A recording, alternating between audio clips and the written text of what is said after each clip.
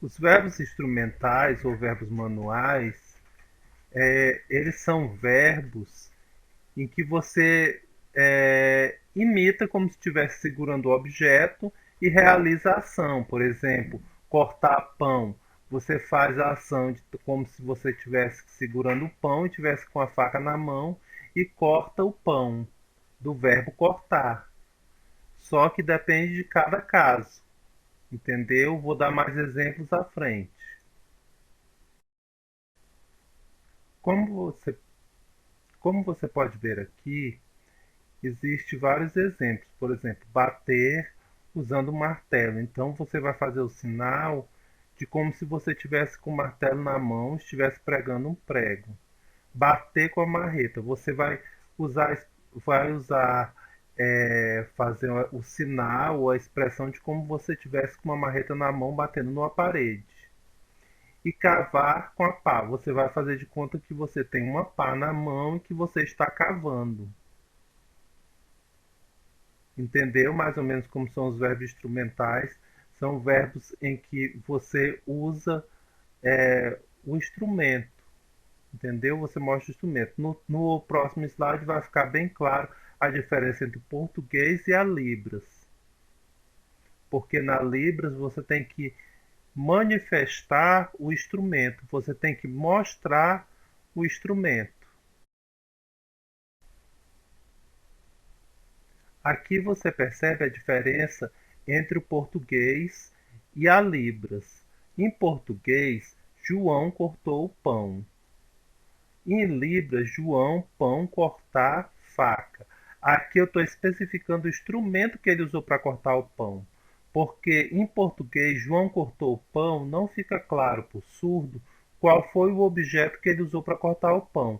Foi com as mãos que ele cortou o pão, separou o pão e dividiu entre as pessoas? Foi com uma faca? Foi com outro objeto que ele cortou o pão?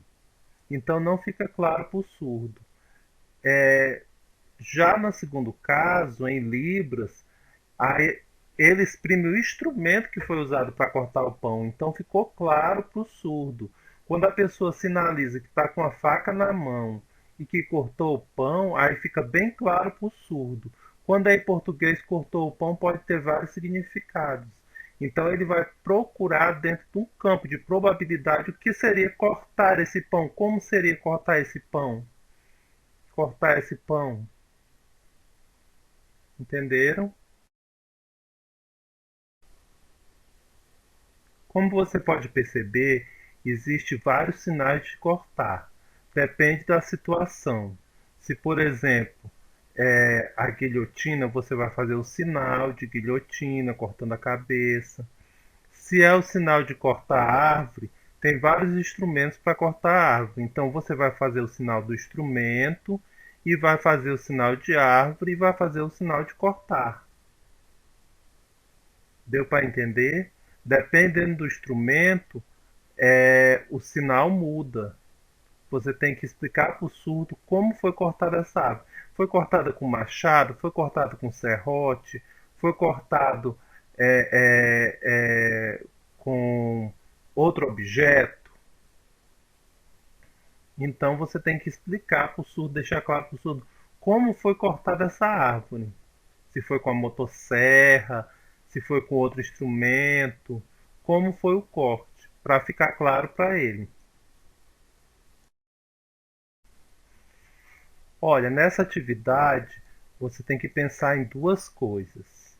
Qual o objeto, qual o instrumento que eu uso para cortar esse objeto? E qual a direção que eu vou cortar? Por exemplo, no caso da cortina, que instrumento eu vou usar para cortar a cortina? Aí a cortina vai ser cortada para cima, vai ser cortada na horizontal, na vertical, na diagonal. Você tem que pensar como você vai cortar essa cortina, para ficar claro para o surdo como é o corte da cortina. Você pode usar em diagonal, você pode usar transversal do jeito que você quiser e tudo, mas desde que você use o instrumento certo. Qual é o instrumento que a gente usa para usar a cortina? Qual é o instrumento que a gente usa para cortar um cano de ferro? Pesquisem e façam um vídeo e postem no grupo.